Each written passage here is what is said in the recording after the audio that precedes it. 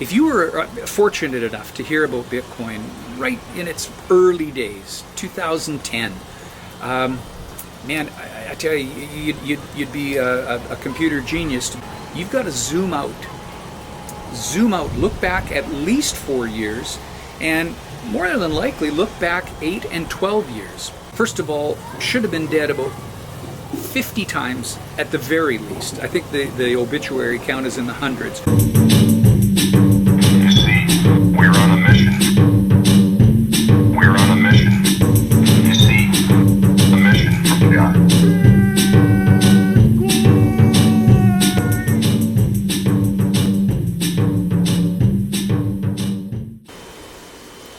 Should I buy now or should I wait? This is a question I get asked a lot. And yeah, the answer might surprise you. Quite simply, it's yes. Now, you'd say, well, wait a minute. It's either yes or no, isn't it? Well, no, and let me explain. If you were saying, should I wait? And the response is yes, it's almost self-leading. You understand, or you know how much understanding you have of Bitcoin and where your knowledge is. And yes, you should wait if you're not confident that you clearly understand what's going on. You see, it's more than just being able to protect your coins and making sure that you've set up a bit of a financial plan or the ability to purchase. It's way more than that. Why are you going to buy Bitcoin? See, if you don't have the conviction, you're going to be what we refer to as a fair weather Bitcoiner. You look at the numbers, you look at the number go up, and you FOMO, or fear of missing out, you FOMO in and you buy, but you really don't have any conviction because you didn't buy it for the reasons that some studies and some learning and some work would likely lead you to. So I'm not going to get into all of that right now. We'll save that for future podcasts in this case. But certainly you know, and that's, I guess, the bottom line is, if you don't feel that you truly have the understanding of why you would buy, then watch a few more podcasts. We can recommend links, send us an email, or comment on the video, and we'll post there. We'll get you some resources that you'll need. And again, it's not a quick thing. It really comes back to how much do you understand about where money comes from, and what the federal bank is, Federal Reserve, what a central bank is. A lot of people don't even really understand where our money comes from.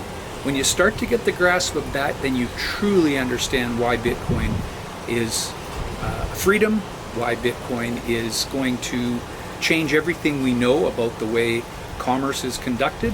That includes our politics, that includes war, and all the other things that we've grown up with all our lives.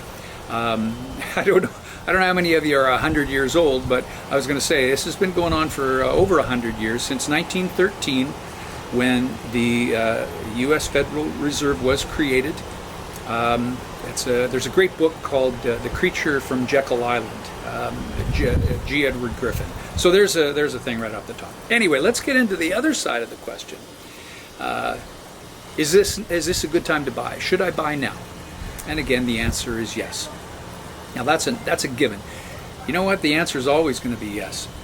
See, you don't need to buy one entire Bitcoin. A lot of people think, wow, well, the price is going up and I don't think I can afford it. If it was $100, I might buy one Bitcoin. But at $19,000, $20,000, as the price is right now, and I'm recording this on July 7th, 2022, yeah, the price is, well, actually, it's a little closer to 21,000. It had a little bit of a rally today, but that's beside the point. Again, I get sometimes distracted by the dollars, and believe me, I'm the same as everybody else. I like to watch the numbers, but that isn't the reason we invest in Bitcoin, and that isn't the reason why the answer is always yes. Because if you're just looking to buy Bitcoin to get a return, well, you're going to be frustrated, I can tell you that.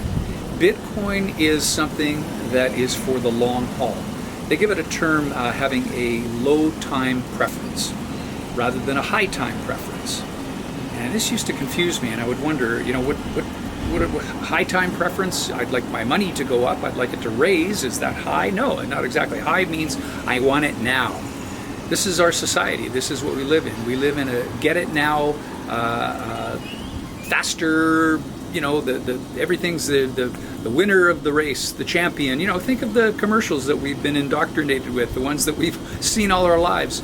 The winner. It's the best, but life takes time. Life unfolds. How many people go from, I think I'd like to run a race, to being the gold medal winner? No, there's obviously the 10,000 hour theory applies, and a lot more. So why not apply that to Bitcoin when you're looking at finances? What is it that you want to do with this?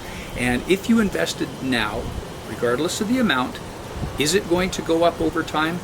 Well, if history has anything to do with this, and we believe it does, what you do is you don't look at a 1 month or a 1 year time frame.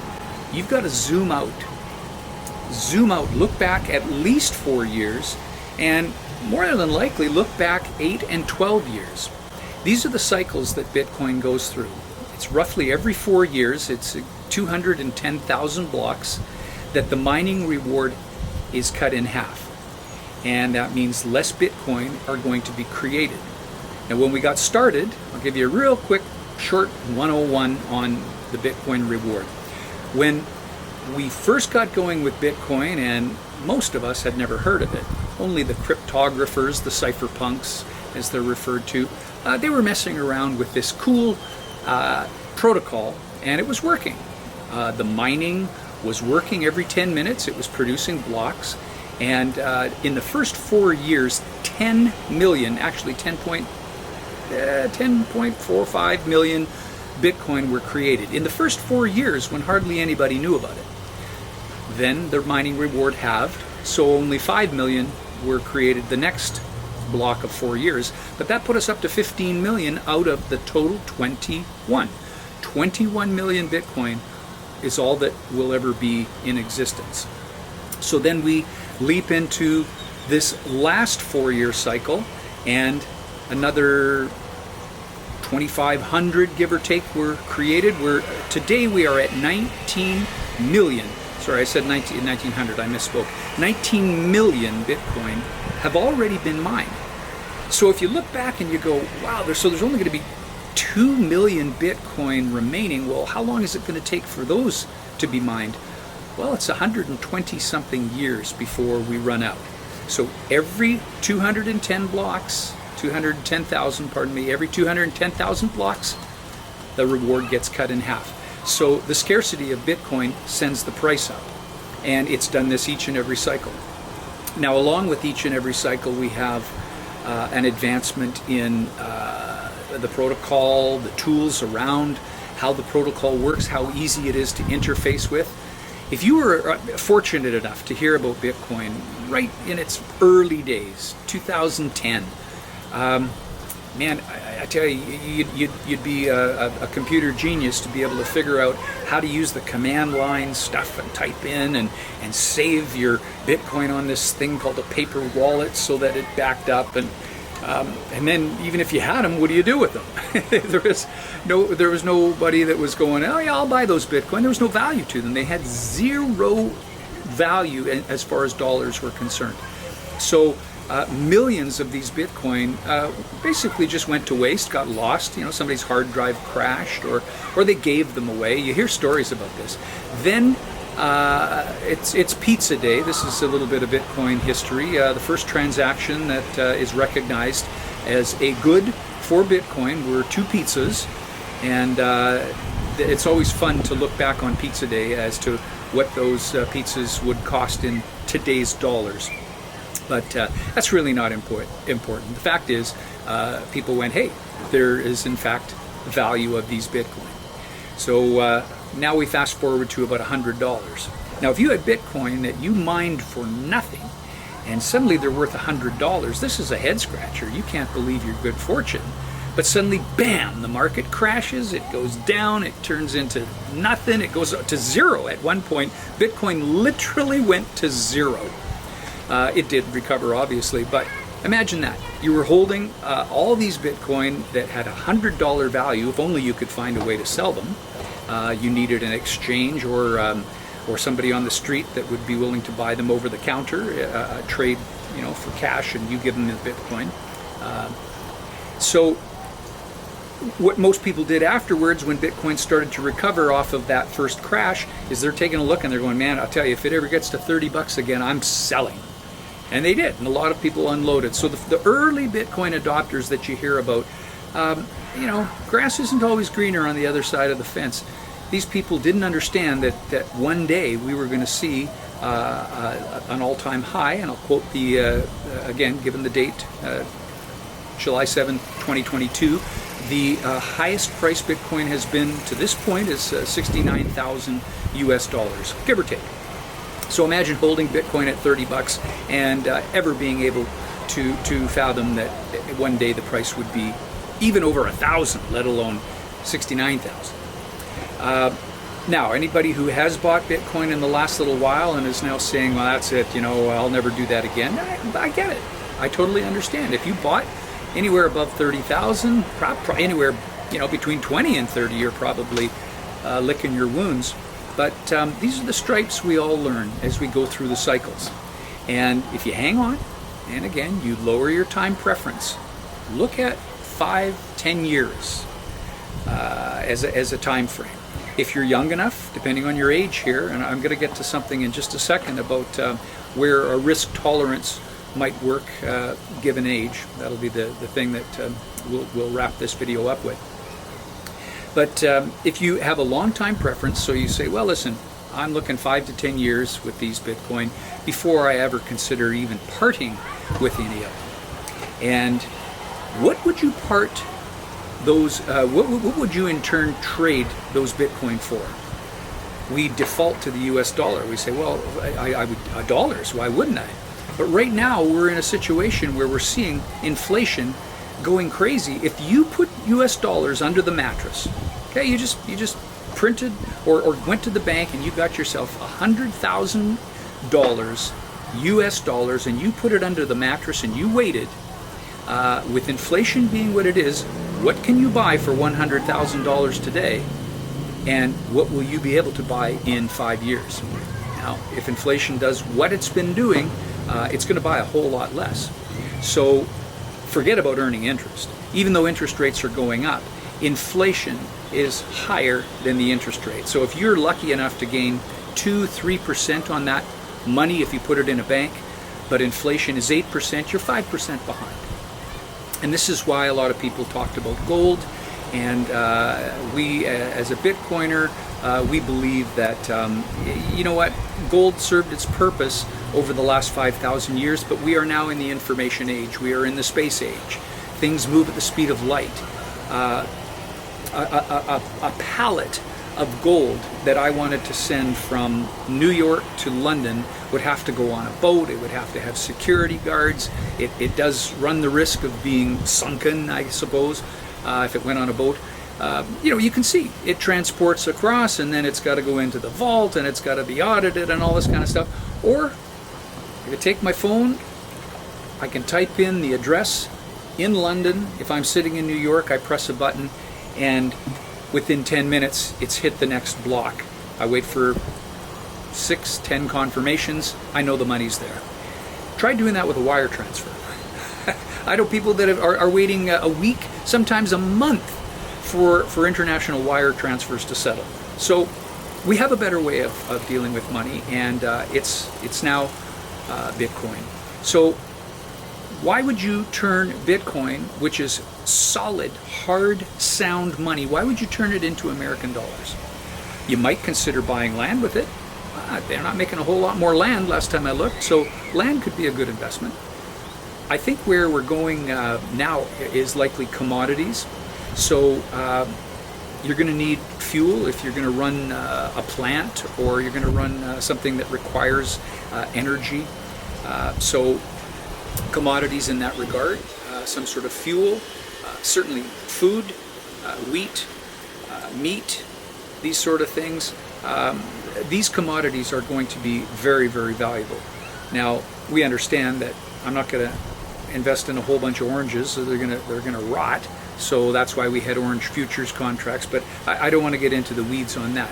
The mercantile market in Chicago has a good place with regards to futures, but Bitcoin, I'm not a fan. There is a futures ETF in the United States for Bitcoin, but I'm not a fan. But again, I'm getting off track here. So the answer again, do I buy now or do I wait? The answer is yes. If you're going to wait, perfect opportunity to get some more information. We're going to hit another bull cycle. It's going to go up. And don't worry, the fear of missing out, oh gee, I could have bought it at 8, look at 7, it went almost to $17,000. Well, you would have been probably within 30 seconds, you would have had to catch that and had your finger on the button to buy. You would have been, a very lucky person. It's like literally winning a small lottery, being able to do that. So don't try to time the market. If you're looking to buy in, dollar cost average. Decide how much it is that you're going to invest. Decide what period of time you're going to invest in, and break it into, 4, 5, 10 chunks. But discipline yourself and do that. If it's a year, I'm going to invest every month over a year, do that. Have a date set, and every day. Doesn't matter. Don't look at the price, just buy. Now, how much should you invest? Here's where risk tolerance comes in, and the idea about your age. Now, if you're a younger person, you're watching this video, and your earning years are in front of you, you've got lots of earning potential, you can take a higher risk position, because if you did lose some money, and nobody obviously wants to lose money, but we also have to understand that there's no guarantees. Could Bitcoin go to zero? Could the internet shut down one day? Sure. Do I think that's likely? No, but we have to put that in at least one possibility. So if there is that possibility, you have to consider that you could lose it. And if you do, would it devastate you? Is that it? You're now so far in debt and bankrupt that you'll be working the rest of your life to pay off this debt? That wouldn't be smart. So if you have some savings and you can afford to lose those savings and make them up again through your earning years, you decide what portion of your savings you'd like to invest. Depending on your risk tolerance, some might say, I am very, very risk adverse. 10%. I would never want to lose more than 10%. Let's use that $100,000 figure again. So invest $10,000. Break that into 10 chunks, $1,000 every chunk, dollar cost averaging, you'll do fine. Now, if you say, well, I'm definitely a higher risk taker, I'd be willing to go up to 50% of my portfolio, so $50,000. Well, likewise, take $50,000, divide it into the chunks. Maybe you divide it in 5 chunks over a longer period of time. It's up to you. You decide the schedule. Now, what about folks that are looking at me and saying, Dave, that's great with people that have earning years in front of them, but not me. I'm on the sunset of my earning years. As a matter of fact, I might even be in retirement right now. There's no place for me in Bitcoin. That's a young person's job. So what we would do in this case is we would take a look at your risk tolerance once again. What is your portfolio? Would you consider investing in gold? Would you consider investing in real estate? Would you consider investing in Bitcoin? So a diversified portfolio makes a great deal of sense. So for those that are looking at their sunsetting years, perhaps they're already retired, you're saying to me, hey Dave, has Bitcoin passed me by? Should I invest? Could I invest? Well, of course you could, and I would say you should. But again, your risk tolerance is going to be something significant. Would you bet the farm? Would you take every nickel you had and put it into Bitcoin? Wow, that's a big risk. And that's not for everybody. So you got to take a look and say, again, if I did lose it, would it put me out on the street? Well, then that would be too high, wouldn't it? So figure out in your portfolio, some of the smartest money people right now, the very, very wealthy people, are looking at 5, 10, 15% of their portfolio, and they're now diversifying that into Bitcoin. And they're saying this is going to go up to 25, maybe even 30% as Bitcoin rolls out. So there's no guarantee this is going to happen, but what we have noticed in these cycles is certainly this last cycle, the institutions, these are the banks, the hedge funds, they've started coming into Bitcoin. As a matter of fact, we've had one country, that is El Salvador, say it's now legal tender. The US dollar and Bitcoin are both accepted legal tender in the country. There was a country in Africa, the Central African Republic. They also are looking at Bitcoin. I think the jury's still out on them, whether they're going to go ahead or not. We've heard that Central America, Guatemala, Panama, Brazil, these places are looking at Bitcoin. So countries are starting to move in. So if we start to see the big money from the sidelines, and there is a lot of money, let's face it, there's a lot of money out there. As it starts to move out of bonds and out of the stock market, it's going to look for a place. Not everybody can buy real estate. There's only so much real estate. So they're going to be looking for a safe haven. That's going to be Bitcoin. As they buy, the price is going to go up.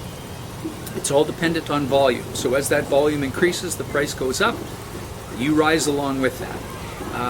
So is this financial advice? I do have to put this disclaimer in here. No, absolutely not. This is just taking a look at a protocol that at least 50 different times, that's it. This should not have continued to exist, but it did. Governments, are they going to come in and regulate it? They can't. What are they going to do? Bitcoin lives in cyberspace. It's in the universe. It's backed up on computers. Are they going to make computers illegal? Or are they going to make it illegal to use the internet? So you can see there's quite a dilemma if the powers that be, as it were, that are currently the ones that print all our money and tax us and control all the levers of the commanding heights of the economy, these people also have to depend on that internet thing. So turning off the internet just does not seem to be a logical step. Making something illegal? How do you know that I have Bitcoin? It's a 12-word seed phrase in my head. Right now, at least to the best of my knowledge, they can't read my mind. Who knows? Keep the phone away from me, I guess. I think there's some sort of freaky energy thing that, because I don't know, isn't that why Google, when you're thinking about something, it shows? Anyway, sorry, again, I'm getting off the topic. But they can't read my mind, so they don't know my passphrase. I can take my passphrase, I can travel anywhere where I'm allowed to in the world. I mean, they can restrict my travel, but as long as I'm able to move, and as long as I'm able to go from A to B, my Bitcoin goes with me. In another episode, what we're going to get into is where does Bitcoin actually store? Like, what if I lose the thing it's stored on? Well, that's a whole other topic about responsibility. It's about preparedness. It's about doing some work, like I started in this video. If you haven't done that work yet, this is a good time to start doing that. How do you secure Bitcoin? Start looking at hardware wallets. Where can I acquire it? And wouldn't it be great if when we do this episode of where Bitcoin actually exists, you're already ahead of the game and you say, I know that. I looked that up and I know exactly where it exists. It's going to surprise you because it's nothing like we thought. And I don't know, maybe some of you have a guess. Anyhow, if you like this video, would you please consider sharing it with someone else that might get something out of it? If you click that like thumb button, apparently that helps get the video out to more people. If you hit the subscribe, you'll know when we post. And if you comment, we can comment back to you. So we'd love to do that. And would love to build this channel. Thank you for watching. And we'll be seeing you again very soon.